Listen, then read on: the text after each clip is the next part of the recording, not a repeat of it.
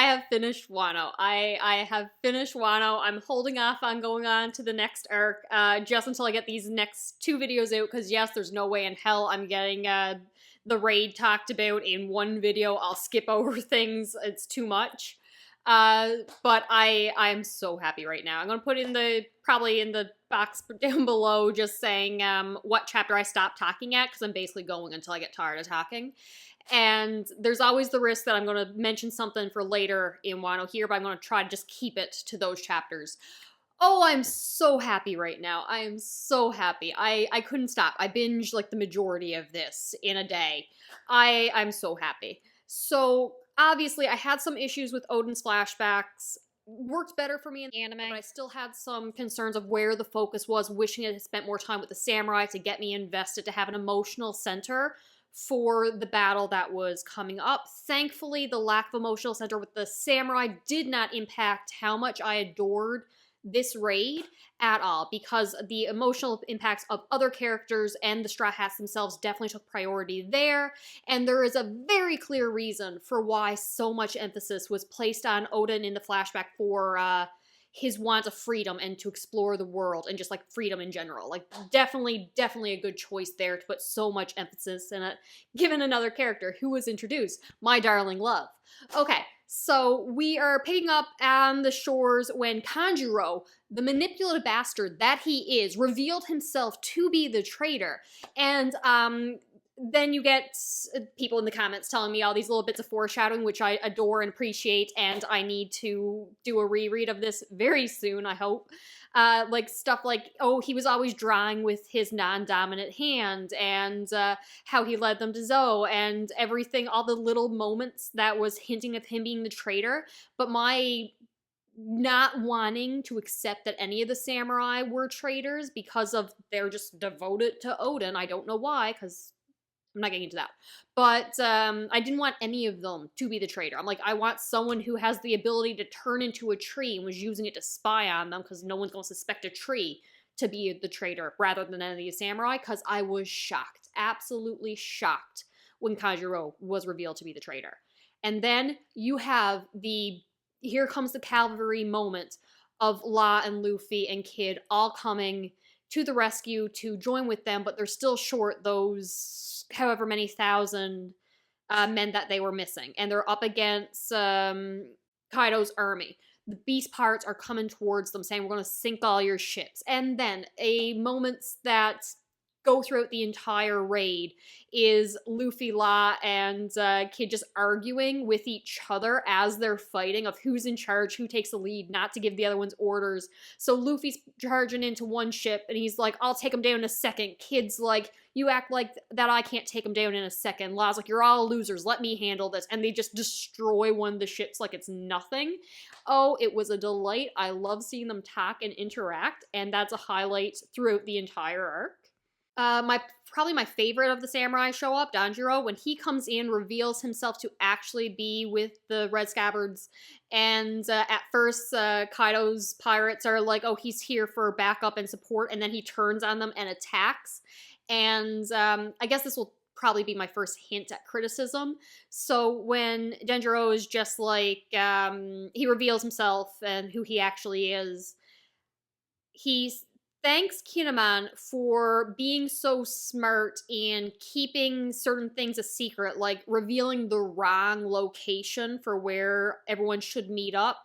It wasn't actually the salamander. It was to take this section out of the middle, and when you translate this, it actually means this port. So obviously Kinemon knew that and said the wrong name to fool the traitor to pass along the wrong information to Orochi Bastard. And then he also hid these numbers from him and didn't reveal the truth of this. And everyone's like, oh, Kinemon, that's so smart. You saved the day, because now Denjiro has not only added another 1,000 loyalists to our army that we have to fight, but he's also already had them come early and hide around the corner for this moment, and it was only the leftover ships that were killed. And Kinemon's just like, yeah, that's totally what happened. I didn't get the name of the pier wrong or the secret message. And I think that's a little complaint I'm going to keep. It is funny, but for the sake of a joke, and it is a good joke, the fact that he didn't actually, it was a mistake, it was lucky that he got it wrong, so therefore the wrong information was passed along.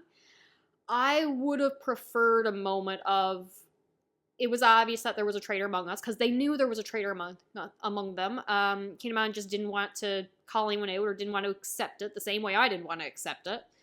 And it would have been nice to say, I'm sorry, I didn't trust you. It was a struggle for me to keep this information or to lie like this. But I had to do this for Momonosuke to keep him safe and the raid. I had to pass along like fake information. I would have actually preferred if that was true, rather than it all being a mistake. Maybe half it could have been his plan, and the other half was a genuine mistake. Well, that worked out well, kind of thing. I don't know. But that's like a teeny little criticism. So Kawamatsu goes after Kanjuro to try to get Momonosuke back, but he fails. Kanjuro's up in the air. There's ink arrows or something coming down on everyone. Robin and them is trying to protect the ships. And Luffy screams out to Momonosuke, who just told everyone, like, forget me, go on with the raid, I'll be fine.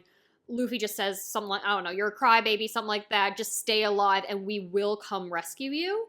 And that gives Momonosuke hope, who does what he has to do to try to survive. At one point, he steals a knife to try to cut his ropes and run away, but it fails. But he's working hard and he's trying to survive and just staying alive until Luffy and them can come rescue him. So now the fleet is, Momonosuke's gone, the fleet's there, they're trying to get to Kaido, but there's a long-range cannon attacking at them and sinking ships, and they're like, what the hell do we do? And then, my glorious boy finally returns. Jinbe is back. He sinks that ship. He is now the helmsman of the Straw Hat crew. Luffy, no, not Luffy. Luffy knew he was on the way. La and Kid are just like, are you kidding me? A former warlord is joining the Straw Hats? How the hell do they even know each other? Well, La knew that he knew him, but besides the point. It was glorious. I need Jinbe, like, tied to the Sunny, so he cannot leave. I can't take him leaving. Can't do it. Just, he has to stay forever now. La then makes a plan to go with what they're going to do for the raid, and I love that part of the plan is to know that both Kid and Luffy, being the idiots that they are not going to listen to the plan and are going to dive straight in through the front door, but that'll be a good distraction. So that's Team A is going in through the front as a distraction. And then team like B and C will go around the sides, and then like the submarine will go around the whirlpools or something, whatever natural defense, to sneak up from the back. So he's got it all planned out. They're heading out, and hey, where'd the Straw Hats disappear to? Explosion in the sky, and everyone's just like, what the hell? Well, there's an armed gate up there. That was going to be our first obstacle to get through. They must be attacking the Straw Hats already. Hurry, we have to go help them. Get there. Luffy is on top of a destroyed something. It's just like, hey, Kin, we found the enemy. And then Zoro's like, hey, I found some beer, whatever, sake, alcohol. It's like, great, now we can have a proper drink to welcome Jinbe to the crew, because they had went there to find something to drink to welcome Jinbe to officially join in the crew. And then Luffy's just like, hold up, let's hold off on our party until we can celebrate with everybody. And everyone else is just shocked that the Straw Hats have leveled this, like, first zone battle area command center. It's like, that was supposed to be like the first big hurdle to get over, and they took care of it like it was nothing to go get a drink. And I love it. And then they go over a bridge which Kinemon uses to transform their clothes to kind of hide them, to make it look like they're the enemy, in order to sneak in and get further into the island before they're found out and caught. And this goes very well until Luffy sees someone knocking some food on the ground, and he remembers that, Tama, had been saying about how her home is starving and has no food, and this little bit of rice or this soup was the best thing she ever eaten, and he's watching these people just waste food on the floor, so he starts a fight and blows his cover. Just before that, I love that Kid had run ahead, and Luffy's just like, oh wait, Kid doesn't know the plan, I'll run after him to tell him the plan. And Zoro's just like, you're gonna screw that up, runs after Luffy, and Nami and everybody else actually is just like, God, Zoro's gonna get lost, so they're all running after each other. When Zoro catches up to Luffy, sees that he's blown his cover, he chastises the captain, is just like, what were you thinking? We have a plan. And Luffy, reveals the situation, and Zoro's just like, all right, these guys gotta die. So then all-out fighting breaks out. Kinemon had also revealed that like they're sinking their ships when they arrived on the island because there's going to be no turning back from here on. They're going to live or die. There is no option to run away, but quite obviously they hide the Sunny. No one's sinking that ship. You then get Luffy and Zoro are being attacked by even more of the Beast Pirates, but Apo? The Sound guy who had betrayed Kid in his alliance because he was actually working for Kaido, starts attacking with like sound attacks, and it's Kid who comes up and they start fighting, and that's another thing that I love about the raid, because the emotional fights that you get are between ones who have been betrayed by each other in the past, so their fight, and then fights against Hawkins. It just plays into the history with the characters, which I adore. Mostly, though, I was most excited for when, we'll talk about it later, but when the Minks fight against Kaido as well as Jack for destroying their island. Oh, everyone, like, those emotional scenes work so well. Better, honestly, than even the samurai fighting Kaido, in my opinion, just because, again, I wasn't built up to love the samurai the way I was these other characters.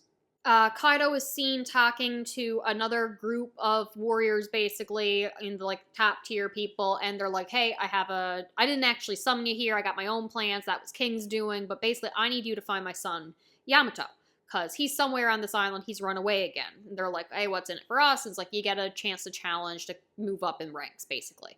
So, they're off, and meanwhile, you have, I think it's Kinemon's group, they're going around one way, and they pass basically a brothel, and it's closed for business. You get Nami and the Konichi girl separating to go look for Momonosuke.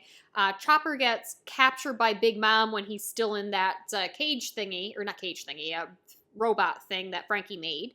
Marco, the angel he is, I love his wings. I need, like, his animation in the anime and just drawn on the page. I love the Phoenix wings so very much. He finally joins up. There's a moment with him and the Cat King when they showed up, and he had thrown out the note that was supposed to be given to Luffy saying, I'm on my way, I might be late, but I'll be there. So I'm so happy to see him, and it's just everyone joining together. He brought Izu, and I'm honestly more invested in his returning for being a samurai that used to fight for Oden, because, like, there was a reason he stayed with Whitebeard. I don't really know what that reason was, but he did, and now he's back, and he's going to be reunited with his brother, and, sister, now, my apologies, and it's just very, very exciting to see everyone coming together. So Kanjiro, who had kind of had to fight his way in because no one knew he was actually working for Orochi Bastard, brings a very beaten Momonosuke to Orochi Bastard and Kaido, keeping my tinfoil hat on, I really think he wants Momonosuke to live just for him to grow up and be a good opponent in the future, is my reasoning. Because when he's all beaten up, they make a point to say, don't worry, like, he still breathes, and it's on, like, a panel of Kaido's face watching, very stern, It's like he didn't want him just to be killed. But Orochi Bastard is just like, we need a public execution to finally put the family's name to rest and show that this is the end of the line kind of thing. So they bring him out on stage while all the Straw Hats and everyone are intertwined in the crowd, like, as Momonosuke's put on this big X cross thing and is about to be executed. They're like, what the hell do we do? How do we do this? Luffy is wrapped up fighting the two siblings, the one with a thing over her mouth and her brother, page one something, and holding his own. The headbutt girl is basically almost trying to take him out, trying to crack his skull open when Yamato shows up. Oh, the darling angel that he is. This is Kaido's son. And he has been chained his entire life. He's being held hostage and forced, essentially, not allowed to leave, and he just wants freedom from his father. He has met up with Ace in the past. He's heard about the voyages. He's read Oden's journal, and all he wants is freedom. So I am so happy that the flashback, despite it not being the focus of what I wanted with Oden, putting so much emphasis on who Oden was as a man who wanted to be free to live adventure and to go off. So having Yamato read his journals, experiencing the life that he wants to live, it makes sense that he would then want to inherit Oden's will, which is a very common theme in One Piece, and become him. So he has renamed himself Oden and wants to just be free, stop Kaido, and explore and go see the world. It makes so much sense for him, and I love that. So he helps Luffy, protects him, explains that he had met Ace and the time together, and that they had the same dream that Ace had told him about, Luffy's dream being the same one, and Yamato realizing it's the same one that Roger had, the one that endeared and made Oden so admire of him and want to continue on that journey. The samurai are rushing to help save Momonosuke. They come across Kanjiro, and it's Kiku who ends up taking the lead and fighting him and dealing him what we think might be a mortal blow, saying that this wound will follow you into hell, and they're racing to the stage to try to get to Kaido and Momonosuke and them that's all up on that stage. Luffy tells Yamato we have to protect Momonosuke. Yamato explains that the cuffs on his wrist are like those of the celestial dragons and will explode and kill him. He doesn't know if they're real. He doesn't know if his own father really would shackle him and try to kill him with exploding cuffs should he leave. Luffy says he can get them off, but they don't have time. They're racing to the stage. And Kaido reveals his plan to uplift... What's the name of this island? Onigashima? Something like that? His plan to lift it up and then drop it on the flower capital and then turn Wano into an entire factory to make weapons and a pirate's paradise of lawless and just him in charge and everyone in the capital just being a workforce slave. Orochi Bastard is just like, hey, that's my spot. You can't do that. To which Kaido chops his head off. And I don't think I was very much fooled by this. There was a shocking moment, but I'm like, I can't see him going out like that. Also, he's a Hydra, you chop him off, so I expect to have to see him die again, or for this being a fake death. And it didn't matter, because I'm happy to see him die many, many times. Then you have Kaido essentially being like, giving Momonosuke an out again, saying that he'll release him and let him go if he says like he's a fake. This couldn't possibly be Oden's son. He's such a crybaby. There's no way you're Oden's son. So just say you're not, and I'll let you go. I'll show you mercy. Because again, I think Kaido wants Momo to grow up to eventually become a good fight for him. Because the only one who's ever really harmed him was Oden, so he wants someone else to put up a good fight. But Momonosuke refuses. He says, I am Kozuki Momonosuke, I am Oden's son, and I bear the weight of Wano's future on my shoulders. I will be the next shogun. And it's, oh my god, it's a good scene. It is a really good scene for him. He's a little kid, he's a coward, but he's like 8. He's allowed to be scared, but to be brave in that moment. It was perfect for his character. But then, of course, just as he's about to be executed, the samurai charge through. They don't take down Kaido, but they attack.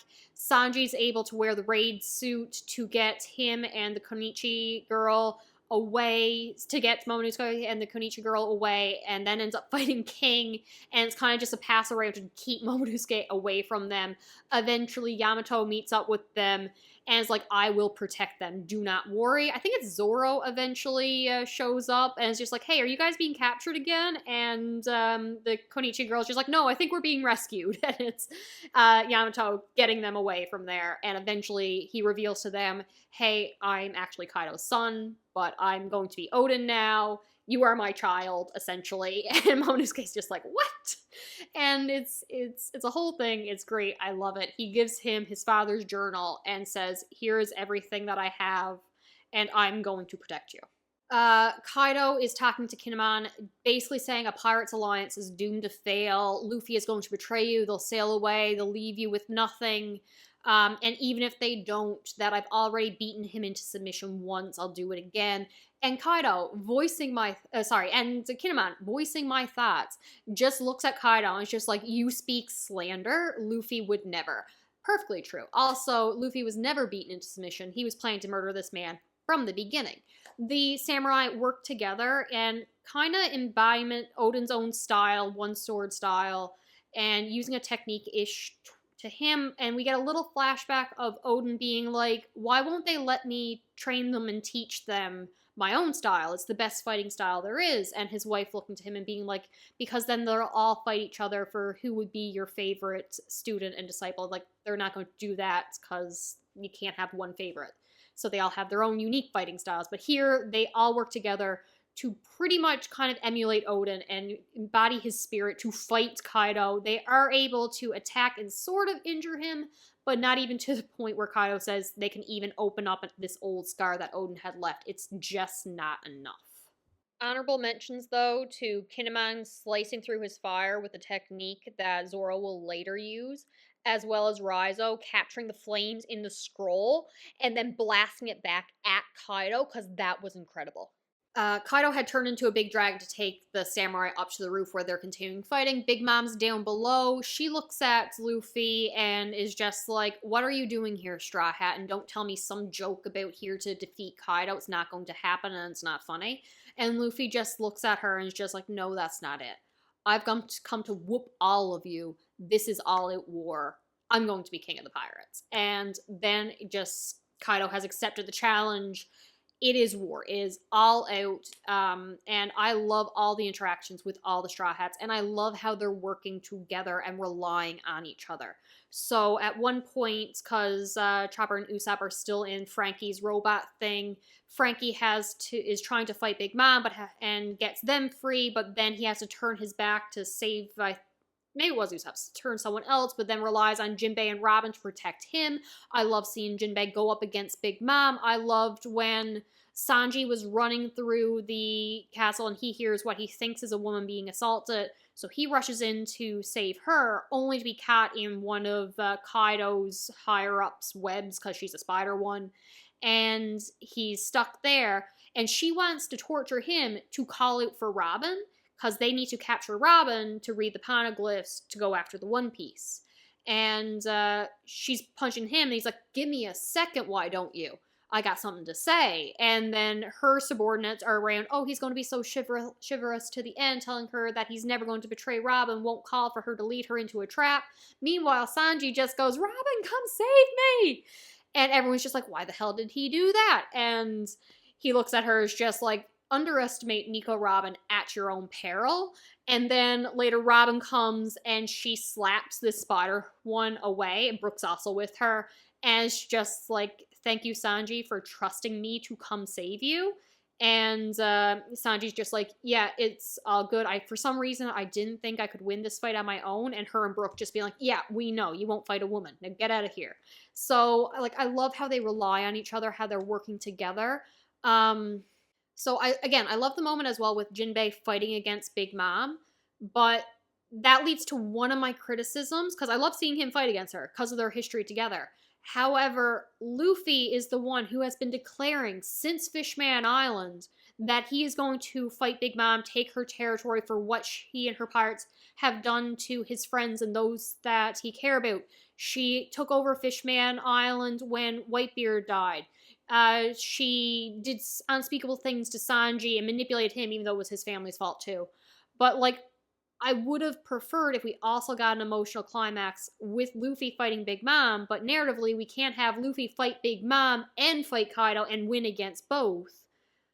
So I almost would have rathered if Luffy was the one who fought against Big Mom and won that battle. I don't know who I would have wanted to defeat Kaido. Maybe the samurai, but we didn't build up their character enough for me to overly care about their fights. Maybe Yamato, maybe a combination of everybody, I don't know. But the fact that it was only Luffy means that he couldn't be the one to fight and be the one to defeat Big Mom, so I'm mildly irritated by that. I didn't get to see a resolution to all the build-up for him fighting Big Mom, even though he obviously gets some good hits on later on.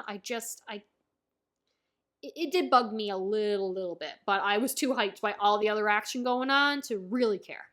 One of my favorite scenes was probably when Cat Viper and Dogstorm showed up, and I think they're talking to Kaido or Jack or both of them. And it's saying, like, there's a difference between when we fought Kaido in the past or when Jack came to the island, because tonight, like, the full moon is out and they're transforming into their forms, and oh my god, was Cat Viper's face in that moment where it's black and then just like the Cheshire smile as he's about to transform. A absolute delight, because the history of honestly, the history against Kaido is very minimal to me. The fight against Jack and what he did to Zoe was an emotional climax for me. So I love seeing them transform. I love the fights with the Minx versus him. How Carrot had went after him, and then later on, was it Dogstorm or Cat Viper, or both went after Jack later. It was an absolute delight. And side note, I am still convinced that the original lead up for those Sulong transformation, I refuse to believe that wasn't a Dragon Ball reference. Like I get it's just casual werewolf, but it was introduced with a character named Carrot. I refuse to believe it wasn't a Dragon Ball reference. But it's just become so much more, and I love it. I love that transformation. I love that power. I love those fights. I love that emotional climax for them. One more moment I need to talk about before I get back to the plot would be Jinbe fighting against some saber-tooth looking character, and they say something along the lines of like, have some pride, former warlord. And Jinbe looks to them, and oh man, I love this man. Is just like, I prefer my more prestigious title as the helmsman of the Straw Hat crew, meaning being Luffy's helmsman, the future pirate king, is better than my title as a warlord in the past, and it's a delight. I love that line. All right, one more moment I gotta mention real quick, just because I was going to mention in the next video and I can't just not mention it, because I'll mention it again. It's fine, because Nami, the darling angel, sweet girl. I love Nami with all of my heart and soul so very much. I love her fighting style. I love the climate baton. Her fighting styles and when she does fight are some of my favorite moments. It works so well for her character as Navigator. I just adore it. But she is obviously not one of the stronger members of the crew, and she is getting beat by the Toby Rampai, the girl headbutting with the thing on her mask, Alti, something like that. They were just introduced. I don't care about them too much. I didn't learn their names. Their designs are cool. Anywho, getting beat, fully believing she is about to die in this moment. Usopp is half unconscious on the floor, not sure how much he's faking, just trying to hope no one sees him. And he's just thinking, it's okay, Nami, tell her what she wants to hear so you can get out of this alive. And all this person wants is for Nami to say that Luffy will never be king of the pirates. Nami, tears in her eyes, convinced she's about to die. All she has to do is lie. She's a liar in the past. She can do that. She can say it. Sobbing. Okay, Luffy will never. And then it's just like, I can't do it. He will. I know he will. She cannot bring herself to lie and say she doesn't believe that Luffy will not be king of the pirates, because she knows in her heart and soul he will. And she's just like, Luffy will never stop until he becomes king of the pirates. And she was prepared to die rather than lie about that fact. And I adore it so very much. Everyone is declaring their love and respect for the crew. You had the same thing with earlier with who was it, Frankie? He ran somebody over, turned around, faced Big Mom, and they're like, you have to get out of here. We can't fight Big Mom. He's like, run from an emperor? No, not going to do that. Do you want to make Luffy the king of the pirates after all, or something like that? And then they also declare their loyalty to each other and all that as well. I had such good moments. What happens next? Luffy needs to get to the roof to get up to where Kaido is and where the samurai are currently fighting. So him and Zoro are down on like the performance floor where Queen is, and Queen is attacking and turning everyone into like ice zombie ogre things, losing their mind. Luffy leaves stuff to Zoro and he's racing up the stairs. The Minks are holding off more of Kaido's forces or Jack's forces to hold a staircase so Luffy can get there to make it up the stairs. Zoro is pissed at everyone like getting in his way. And then you also have Drake, who we learned earlier was actually working for the Marines, and his cover has been blown, so they're trying to kill him. He goes down to the performance floor when Luffy's still there, and is basically like, hey, Straw Hat, I can't tell you why, but I'm actually on your side right now, so let's work together. Zoro's just being like, no, you can't trust this man. Luffy being like, okay, yeah, fight with us. And it's a delight. So I love seeing Drake and Zoro arguing about what they're going to do. You have Chopper. He's been infected by the ice zombie thing and is trying to get a cure for what's to reverse everything. Marco is holding off the horde of ice people by using his Phoenix Fire to like somewhat burn it to keep the effects low so they can maintain control before they go into like a berserker rage. And then as Luffy's going up, he later grabs Zoro to bring him up to the top, but is stopped by King and Queen as well, so he has to throw Zoro up there. The flower guy, Yakuza Hyorguro, something like that, is infected as well and is basically saying, if I go out of control, there's no one here who can stop me. So before I turn, someone has to kill me. But in the meantime, I'm going to take down everybody. So he unleashes his full power to level the playing field and hold back Kaido's army and all the people who are trying to kill them. Because if they kill them, then there's somebody there with the antibodies that they think Queen will cure them. He's not going to. And he is showing off his full power, his full strength, and that was incredible. There's a heartfelt scene where he tells his men to kill him. Now's the time, and they can't do it, and I love that. I actually think it would have been more emotional if they actually killed him. That was how he died. Then you have Zoro, before being taken up by Marco, got the antibodies from whoever it was that had them. I think it was Apo. Don't really care too much. And got it to Chopper before going up. He's working in the lab. Queen's just like, even if they reverse engineer a cure, they're not going to cure the enemy. So you have to fight, do what I say. You're all worthless to me. I'm fine if you die. And everyone's just like, we don't know what to do. Chopper comes out, made a nebulizer, puts an aerosol reverse virus to cure and save everybody. He's like, I'm a doctor. I'm not going to let anyone die. And he does that before they had to kill Hirogaru, the flower Yakuza boss. The entire scene was fantastic, especially Chopper saying, like, I've trained for years on how to do this. And then you have Kaido's army looking at this man as just like, we can either fight for Queen, who wanted us all dead, or we can fight for the man who saved our life. Yeah, we're fighting for him now. So turning the tides there, and I adore it.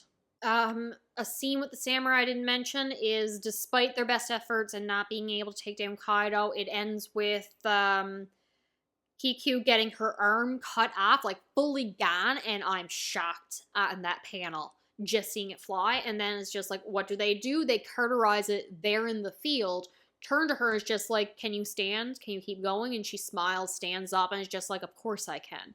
And they fight with everything they have, but they're nothing.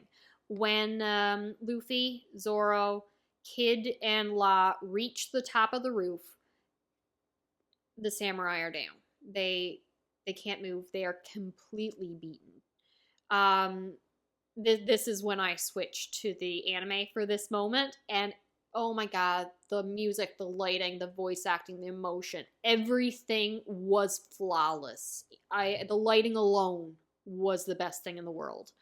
Him going up to Kinemon, picking him up, cradling as he's basically dying, and is just like, telling him he's going to defeat Kaido. This is his friend's country. Of course he's going to defend it, and has La bring everyone downstairs as Kaido unleashes an attack.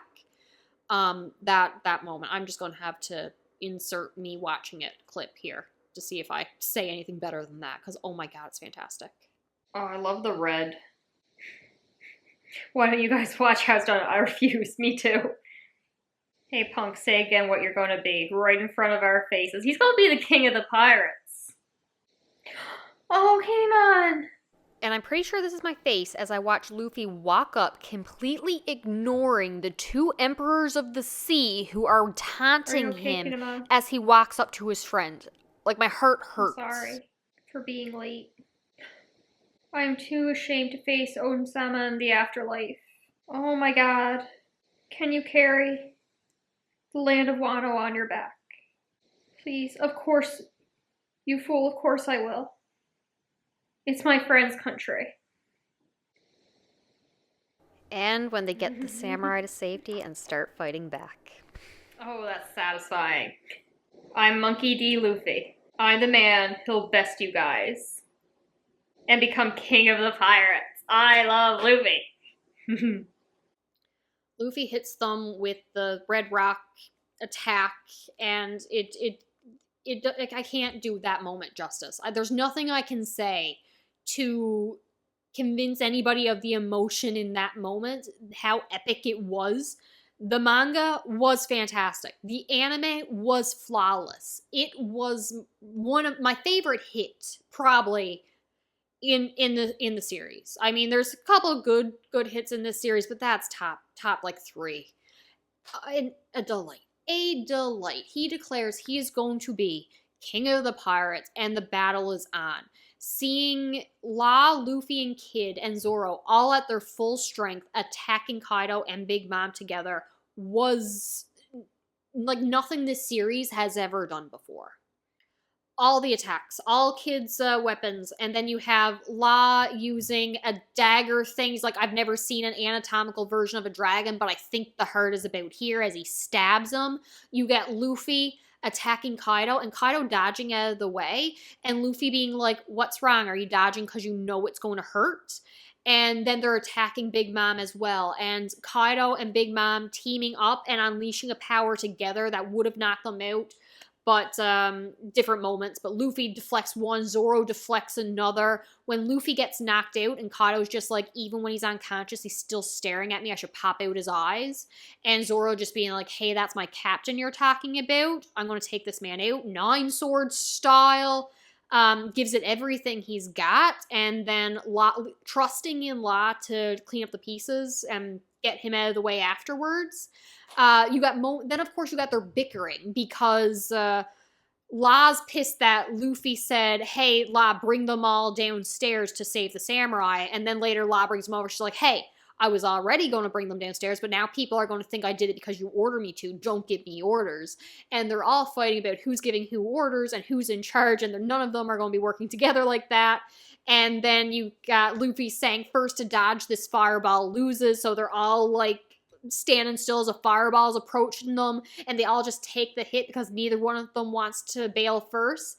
It is a delight. There is so much emotion, there's so much humor, there's so much action, there's so much everything, and it's a delight.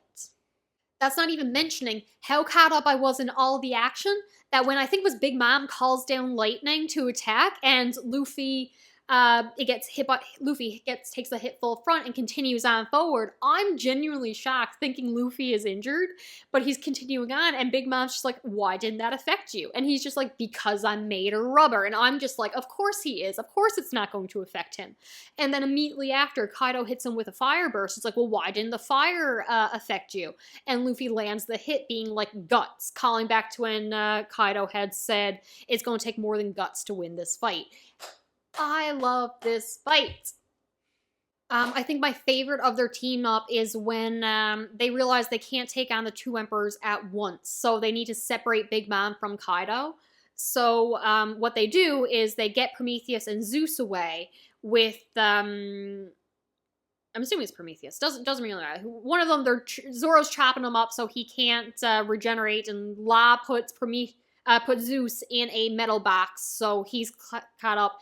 And La hits Big Mom, and so does Kid, and she's falling over the edge, and she's falling with no one to catch her. She's going to fall into the ocean and drown, but she's also now separated from Kaido. And Kaido actively chooses to I'm assuming it's Prometheus. I can't remember which of the sun ones it is. Someone to go save her, to like actively gets whoever was free to save Big Mom. And I love that moment because it's not just, Lin, you should have been more careful. I'm not going to move to help you. He actively makes a move to protect Big Mom. But now that she's down there, La and Kid can go and fight as well because Luffy has realized that he can put haki into himself, like Conqueror's haki, to land more prominent punches. And it does not go well for him in this moment. We cut to the samurai down below. Someone has healed them, and Oden walks through the door. I'm genuinely shocked for a moment, but then I'm like, this doesn't make sense. And then Ashura's just like, this doesn't make sense. So he reveals that it's actually Kanjuro because this image doesn't bleed, so it's a painting. And Ashura has to sacrifice himself for everyone to move past as it explodes. They run out, they find Orochi bastard, who they properly chop off and kill him. I'm thinking he's actually dead at this moment. I am once again wrong, but how he actually dies, which we'll talk about later, is even better. Momo turns into a dragon form due to all the stress and just takes off, running from Yamato. Not sure what to do. He's struggling, but he can hear Luffy's voice until he can't. Luffy, having learned this new move, wasn't experienced enough to actually take down Kaido, is now unconscious, falling from the top into the water. He sinks, he's drowning, and that's where I'm ending this little chat. But oh my god, if you thought I could actually stop reading at that point, you are wrong, because then I continued and I binged the rest of this arc. I love it. I love this fight. I love this raid. I have very few complaints. I'm so happy. I'm so happy. Did I mention I'm almost caught up? I am like, what, 40-ish? No, maybe not even that. Chapters away from being current with the arc. I am so, so, so happy. All right. I will talk to you very soon. Bye. What the hell? I know he's fine, but I'm very confused. Marco just got stabbed a lot. I love Marco's wings like an unbelievable amount. Like, unreasonably so, I love them. Especially when they're animated. Prefer just the wings rather than full transformation, but it's fine. Zoro's just like, why should I be scared of an Emperor of the Sea? When my captain gave an order, I'm just here to follow. Can you eat the outside of a pineapple?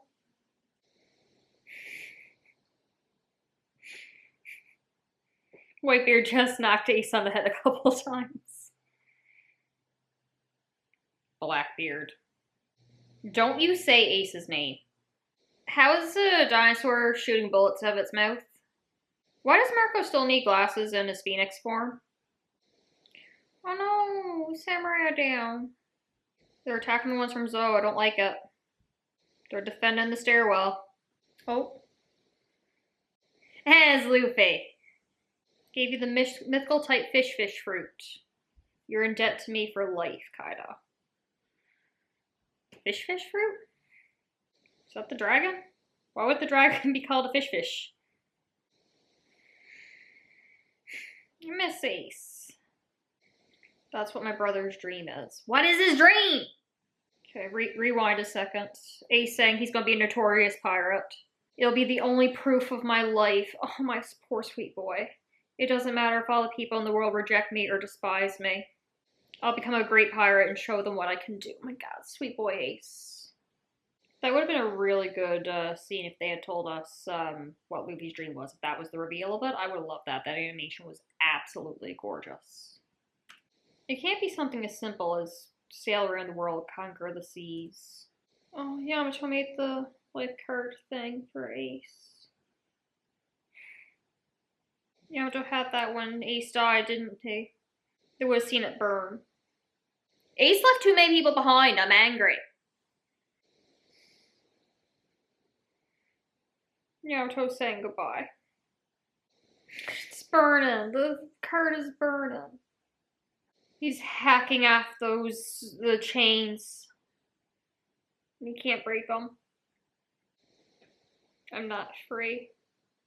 God almighty, this animation. Okay, everyone's showing up. We got La, we got Kid, Zoro. Yeah, Luffy's running up the stairs. La, you're a doctor. Come help. Why are we showing me the saddest moment?